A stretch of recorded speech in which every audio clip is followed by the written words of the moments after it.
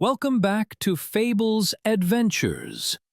This is Bill, and I'm thrilled that you're back.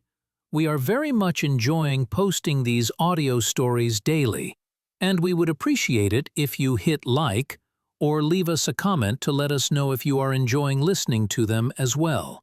Subscribe to our YouTube channel or follow us on Spotify for content like this as well.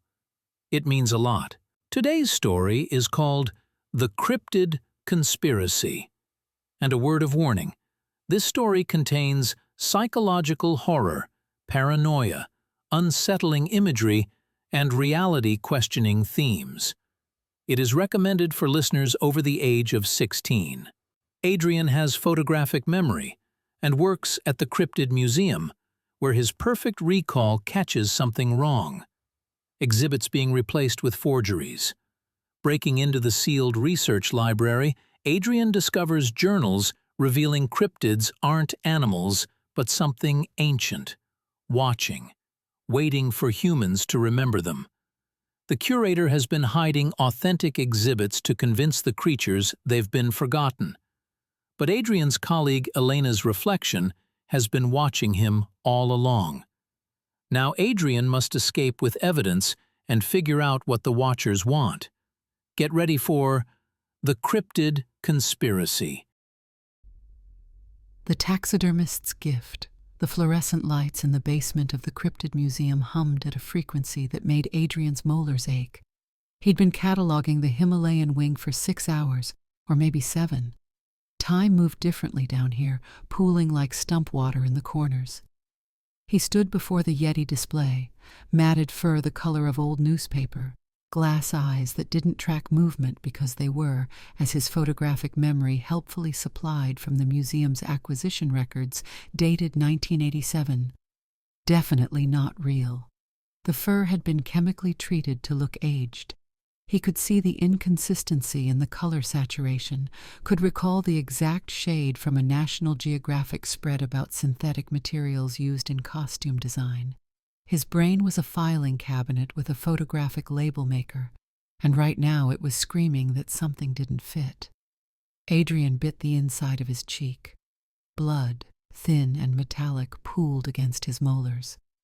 "You're doing it again," Elena said from the doorway. He didn't turn around. Elena had a way of materializing when he was on the edge of something, like his anxiety was a beacon. They'd worked together for 3 months. Elena, a research assistant who actually went outside and talked to people without sweating through her shirt, and she'd learned to read the set of his shoulders. "The Yeti is synthetic," Adrian said, "but the acquisition records listed as authentic, purchased from a Sherpa guide in Kathmandu in '87. That's not right." Elena stepped closer. Her reflection in the glass case appeared exactly where it should be, a half-second after her actual movement. Adrian's breath caught. He watched the reflection again. No, it was normal. Probably. The lights down here were making him see things that weren't there. "Dr. Voss said all the displays were verified," Elena offered, but her voice had that careful quality it got when she was lying for his benefit. "Dr. Voss says a lot of things."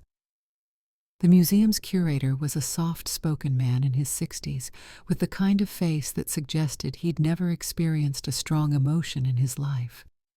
But Adrian had photographic recall, and last week he'd noticed Voss standing alone in the main gallery at 2 a.m., staring at the chupacabra case with an expression that looked like grief, or maybe hunger. Adrian wasn't good at faces. Faces were complicated. Faces lied. But physical evidence didn't. Adrian turned to Elena. "I need you to help me with something." "Adrian, no. Whatever you're thinking. The research library, from the original estate. It was supposed to be sealed during the 1994 renovation. They found it, didn't they? It has to still be here somewhere. If the displays are being replaced with forgeries, then the original documentation is probably destroyed." Elena finished. She looked away. "Adrian, if Voss finds out you're investigating, then we don't let him find out." The museum had closed at 6, It was now 11:47 p.m., according to the battery-powered watch Adrian wore because he didn't trust his phone's time. Didn't trust phones. Didn't trust most things, really. But facts were reliable. Data didn't lie. Data couldn't hide in the shadows of poorly lit basement corridors. They started in the East Wing, running their hands along walls that felt simultaneously too warm and too cold, the kind of temperature that made your nerve endings report conflicting data. Adrian's photographic memory supplied the blueprints from the renovation plans he'd memorized 3 weeks ago. The library should have been somewhere behind the current cryptid artifacts display, a room roughly 12 by 15 feet, sealed with plaster and determination. The wall was smooth, seamless, professionally done. Maybe they really did destroy it, Elena whispered. Her voice sounded thin down here, undernourished. Adrian's eye twitched. He could feel the edge of something large and terrible approaching, like a weather system moving toward him from the horizon. His hands had started to shake. No, it's here. It has to be here. The documentation, the original observations from Adrian. Breathe. He breathed. In through the nose. Hold. Out through the mouth. In through the nose. His therapist had given him the technique. It didn't help, but it was something to do with his hands besides clenching them into fists. The ventilation system, Adrian said suddenly. The original blueprints show an air intake duct that would have serviced that room. It has to connect somewhere. Elena looked at him with an expression that made him want to apologize for existing. That could be anywhere in this building. No, it can't. Adrian closed his eyes. Behind his eyelids, the blueprints resolved themselves with perfect clarity. He could see the ductwork, could trace it through 3 floors of the building, could follow it to the laundry room where it emerged from the wall above the ancient industrial dryer that nobody used. It's in the laundry room. They moved through the museum's corridors like ghosts, or like people who believed they were being watched and wanted to prove it. The walls seemed to remember them passing. Adrian could have sworn he heard footsteps behind them, the whisper of movement in the darkness. But when he turned around, there was nothing. Nothing but the delayed reflection in the glass cases they passed, images that appeared just a fraction too late, as if the mirrors themselves were processing what they'd seen. The laundry room smelled like mildew and the ghost of detergent from a century ago. Adrian found the ductwork intake exactly where his memory insisted it should be, above the dryer. The duct itself was painted over, hidden in plain sight, but he could feel the seam if he ran his fingers along it. Elena produced a knife from her jacket pocket. Adrian didn't ask why she was carrying a knife. Elena carried a lot of things that didn't make sense until suddenly they did. The plaster came away in chunks. Behind it, the duct opened into darkness that smelled like paper and secrets and something else, something that made the back of Adrian's neck prickle. He pulled himself up and through. The library was smaller than the blueprint suggested, compressed by time or the weight of all those years sealed inside. Books lined the walls, their leather bindings cracked and bleeding leather dust. A writing desk sat in the corner, piled with journals and loose papers covered in handwriting that became increasingly erratic as Adrian scanned them. He didn't need to read them carefully. His photographic memory was already recording everything. The dates, the sketches of creatures that matched nothing in the museum's catalogs, the repeated references to something called the watching. One journal fell open in his hands, literally fell, as if it wanted to be read. The entry was dated November 3rd, 1889. They are not what we thought. The creatures are not animals that have evaded science. They are something else, something that was here before us, something that has always been watching, and they are waiting for something. God help me, I think they are waiting for us to remember. Adrian's hands had stopped shaking. Now his entire body felt hollowed out, replaced with something cold and vast.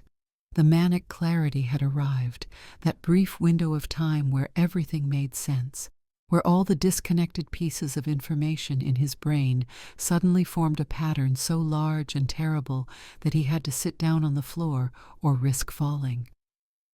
"Adrian?" Elena's voice was very far away.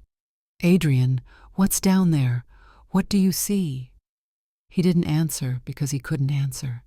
He was too busy looking at the sketches in the journal, the ones that matched exactly, perfectly, without variation, the creatures depicted in the museum's authentic displays: the Yeti, the chupacabra, the Mothman, the ones that Voss had been replacing with forgeries.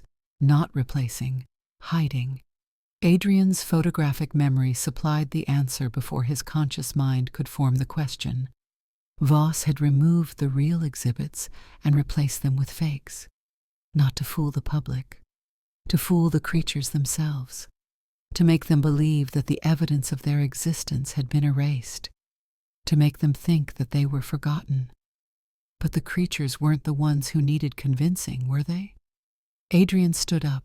He was holding the journal. He didn't remember picking it up. "We need to go," he said. "We need to go right now." Elena was waiting at the ductwork opening. "What happened? What did you find?" Adrian climbed through, his movements mechanical, and when he looked at Elena's reflection in the glass case behind her, it was looking back at him, not a half-second delayed, watching. "Adrian, don't," he said. "Don't say anything. Don't ask questions. We just need to get the journal out of the building. And then we need to find someone who can explain why Dr. Voss has been systematically replacing authentic evidence of creatures that are apparently real with elaborate forgeries designed to convince those creatures that we've forgotten about them." Elena's expression shifted. The careful lie face dissolved. "You don't understand what you're dealing with," she said quietly. Adrian looked at his friend, former friend maybe, and felt the hollow acceptance settling over him like ash. "No," he said. "I really don't. But I'm going to. I'm going to remember everything, and then I'm going to figure out what they want, what the creatures are waiting for." "Adrian, please." He was already moving toward the stairs. The journal clutched against his chest, his photographic memory recording every detail of Elena's expression, so he could examine it later when he was alone, and the walls had stopped remembering things he didn't want to know. Behind him in the laundry room, he heard the sound of the ventilation duct sliding shut with a soft, final click. The fluorescent lights upstairs hummed their 3 a.m. frequency. Adrian climbed toward them anyway. Thanks for listening to our story today. We hope that you enjoyed it. Our story was created with the Fables Adventures app for iPhone and iPad. If you enjoyed listening and want to create your own stories, if you want to participate in the Fables Adventures community of creators, and if you want to get the opportunity to have one of your stories featured right here on our YouTube channel or Spotify podcast, download the app on the Apple App Store. The link is available in the description. Drop us a like, subscribe, and follow us for more from Fables Adventures. And thank you for joining us here.